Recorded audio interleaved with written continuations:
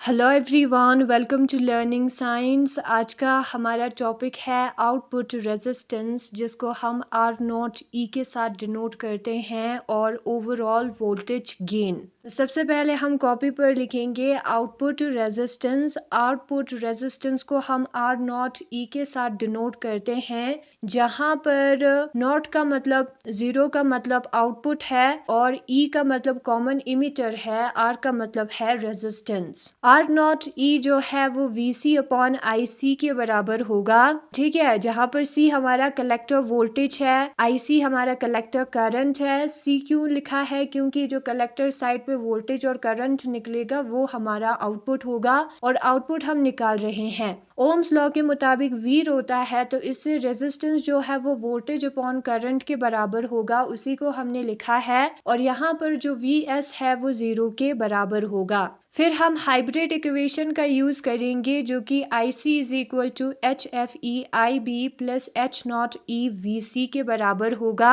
ठीक है, ये हमारा हाइब्रिड इक्वेशन है, इसमें हमें करंट मिलता है। और दूसरा हाइब्रिड इक्वेशन भी हमें यूज करना है। दूसरा हाइब्रिड इक्वेशन है हमारा, ये इक्विवेलेंट सर्किट में हमें मिलता है। ठीक है, I B h i e h r e V C दूसरा हाइब्रिड इक्वेशन है, लेकिन यहाँ पर रेजिस्टेंस आर एस भी है, तो आर एस आई बी को भी हम लिखेंगे, जो कि हमारा एक और वोल्टेज होगा। ठीक है, इसमें सारे वोल्टेज आता था, तो वो वाला इक्वेशन हम लिखेंगे। यहाँ पर मैंने किसी और इक्वेशन को यूज करके आपको समझाने की कोशिश की है, उसको आप नहीं करोगे तो भी चलेगा। यहाँ पर ये हमारा दूसरा हाइब्रिड इक्वेशन है, जिसमें वोल्टेज आता था, और इसमें क्या होगा, इसमें जो है एक और वोल्टेज 8 होगा, जो कि होगा हमारा resistance R S into current I B. बाकी सारी चीजें सेम है। फिर हम इस पॉजिटिव साइड पे जो टर्म है उसका साइड चेंज करेंगे, तो negative of h r e V C आएगा। फिर ये जो टर्म ब्रैकेट में है उसको हमें डिवाइड में लिखना है, तो divided by R S plus h i e आएगा। तो जो करंट आई बी है हमारा, वो बराबर है negative of h r e V C divided by R S plus h i e के। और इस वैल्यू को हम आई सी वाले इक्वेशन में पुट करेंगे, जहां पर आई बी के जगह पर इस वाले टर्म को हम लिखेंगे। पहले एच नॉट वी सी को लिखते हैं, फिर एच एफ ई लिखते हैं, फिर आई बी के जगह पर इस वाले टर्म को लिखते हैं। फिर उसके बाद हम इसको इंटू करते हैं, तो नेगेटिव ऑफ एच एफ ई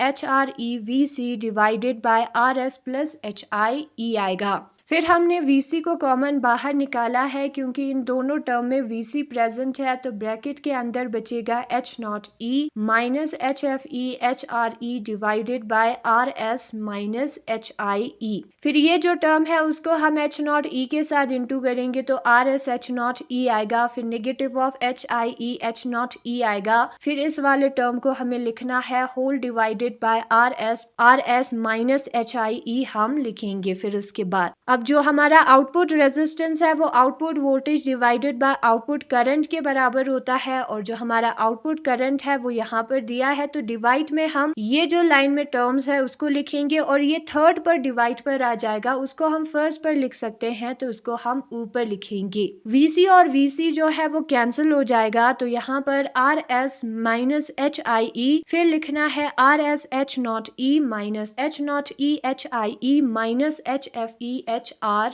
ई। यहाँ पर प्लस साइन है, मैंने गलती से माइनस लिख दिया, तो इसको आपको प्लस बनाना है। ठीक है, यहाँ पर भी प्लस होगा और ये भी प्लस। आर नॉट ई जो है वो हमारा बराबर आएगा R S plus h i e. फिर हमें डिवाइड में लिखना है R S h not e, फिर प्लस डेल्टा हमें लिखना है। ये जो टर्म है उसके जगह पर हमने यूज किया है डेल्टा, या ये जो टर्म है वो डेल्टा के बराबर होता है। यहाँ पर प्लस है, तो इसको जब हम इंटू करेंगे एच नॉट ई के साथ तो प्लस आ जाएगा, तो इस पर भी हम प्लस लिखेंगे, तो ये हमारा डेल्टा हो गया। ठीक है, तो रेजिस्टेंस जो है वो हमारा इतना आता है। फिर उसके बाद दूसरा पार्ट है हमारा output voltage gain. Output voltage gain क्या होता है? आउटपुट वोल्टेज गेन को हम A V E square bracket S के साथ डिनोट करते हैं और वो हमारा बराबर होगा VC अपॉन VS। एक वोल्टेज गेन हमने किया था जिसमें output voltage divided by input voltage आता था।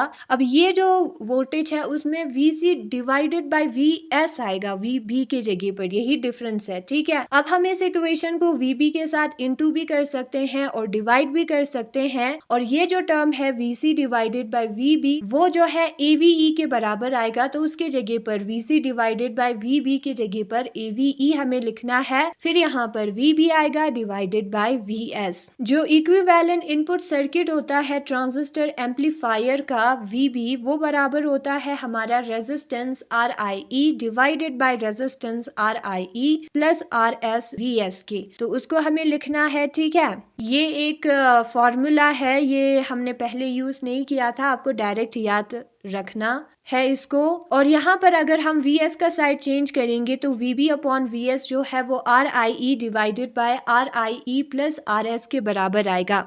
अब यहाँ पर हम VB अपॉन VS के जगह पर उस वैल्यू को पुट करेंगे, RIE divided by RIE plus RS को पुट करेंगे।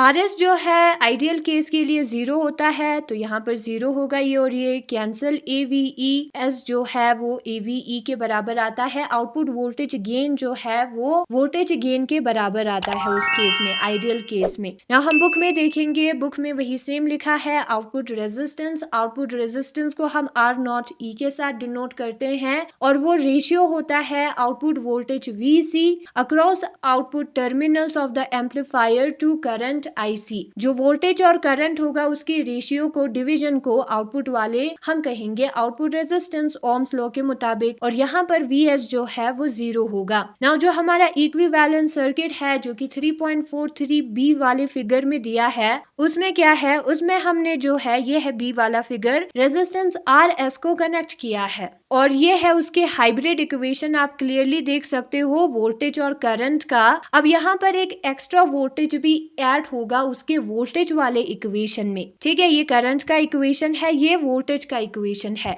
एक्स्ट्रा वोल्टेज कौन सा है? एक्स्ट्रा वोल्टेज है हमारा रेजिस्टेंस RS और उसमें से पास होने वाला करंट IB। फिर IB यहाँ पर इस वाले टर्म में भी प्रेजेंट है, तो उसको हम कॉमन निकाल सकते हैं। तो HIE प्लस RS जो है ब्रैकेट में IB प्लस HRE VC जो है वो हमारा हाइब्रिड इक्वेशन होगा या वोल्टेज होगा इस वाले केस में। तो यहाँ पर लिखा है IB RS plus HIE plus HRE VC is equal to 0। ये दो इक्वेशंस हमें यूज करना है। ठीक है, वोल्टेज को हमने 0 कंसिडर किया है। ठीक है, अभी भी इस केस में 0 होगा। इक्विवेलेंट सर्किट का इक्वेशन हमें ऐसे मिलेगा। फिर उसके बाद इस इक्वेशन को यूज करके हम IB निकाल सकते हैं। इसका साइड चेंज करेंगे तो नेगेटिव ऑफ HRE VC आएगा divided by RS plus HIE हमें लिखना है, और IC वाले इक्वेशन में उस वैल्यू को हमें पुट करना है, IB वाले टर्म को हमें पुट करना है इक्वेशन नंबर फर्स्ट में, तो हमें जो है ये वाला इक्वेशन मिल जाएगा। फिर उसके बाद हम जो है VC को कॉमन बाहर निकालेंगे, क्योंकि ये दोनों टर्म्स में VC प्रेजेंट है। ब्रैकेट के अंदर बचेगा H0E minus HRE HFE divided by RS plus HIE के। फिर उसके बाद ये जो डिवीजन में टर्म है उसको इसके साथ इंटू करना है, तो RS H0E HIE H0E आएगा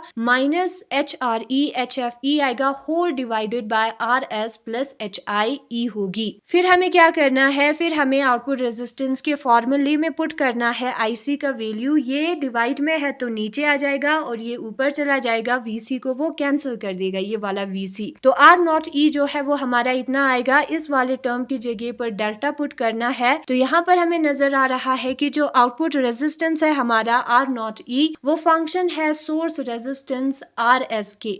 फिर उसके बाद यहाँ पर लिखा है आउटपुट वोल्टेज गेन, जिसको हम voltage gain considering source resistance RS भी कहते हैं। ठीक है, इसमें वोल्टेज गेन को हमने माना है, लेकिन उसके साथ साथ रेजिस्टेंस RS भी प्रेजेंट है, इसलिए इसको हम ओवरऑल वोल्टेज गेन कहते हैं। सॉरी, आउटपुट नहीं, ओवरऑल वोल्टेज गेन कहते हैं। जो एक्चुअल वोल्टेज हम अप्लाई करेंगे इनपुट ऑफ एम्पलीफायर पर वो जो है VS होगा। हेंस ओवरऑल गेन जो है वो हम रेजिस्टेंस RS को जब मानेंगे तभी मिलेगा, या VS को जब मानेंगे तभी मिलेगा। और AVE स्क्वायर ब्रैकेट S जो है वो VC अपॉन वी के बराबर होगा। पहले वोल्टेज गेन में डिवाइड में VB होता था, यहाँ पर VS होगा, वही डिफरेंस है। फिर उसके बाद इस इक्वेशन को हम VB से मल्टीप्लाई भी कर सकते हैं, डिवाइड भी कर सकते हैं, दोनों कैंसिल हो जाएगा। VC अपॉन VB जो है वो AVE के बराबर होगा और VB अपॉन VS को हमें यू ही लिखना है, ठीक है। यहाँ पर हमने इनपुट वाले साइड पर कनेक्ट किया है रेजिस्टेंस RS को, और यहाँ पर जो VB है वो हमारा RIE divided by RIE plus RS VS के बराबर आएगा इस वाले केस में। ये एक फॉर्मूला है, आप डायरेक्ट याद रख लेना, ठीक है। ये वोल्टेज दोनों एक दूसरे से ऐसे रिलेटेड होगा। फिर उसके बाद VB अपॉन VS के जगह पर हम ये वाला टर्म जो ब्रैकेट में है उसको लिख सकते हैं, उसको लिखा है। यहाँ पर हमें पता लगेगा कि जो हमारा सोर्स रेजिस्टेंस है जिसको हम RS के साथ डिनोट करते हैं, play in important role in determining overall gain, पूरे गेन को डिटरमाइन करने में एक इम्पोर्टेंट रोल प्ले करता है। और एक आइडियल सोर्स के लिए RS जो है वो 0 होता है और ये एक इम्पोर्टेंट रोल भी प्ले करता है, ठीक है। तो RS की जगह पर 0 पुट करेंगे तो AVE स्क्वायर ब्रैकेट S जो है वो AVE के बराबर आएगा, ओवरऑल वोल्टेज गेन के बराबर आएगा। ये है हमारा आउटपुट रेजिस्टेंस और ये जो है हमारा कॉमन इमिटर एम्पलीफायर के टॉपिक में आता है। तो यही है आज का हमारा टॉपिक जिसमें हमने आउटपुट रेजिस्टेंस और ओवरऑल वोल्टेज गेन निकाला। Thanks for watching.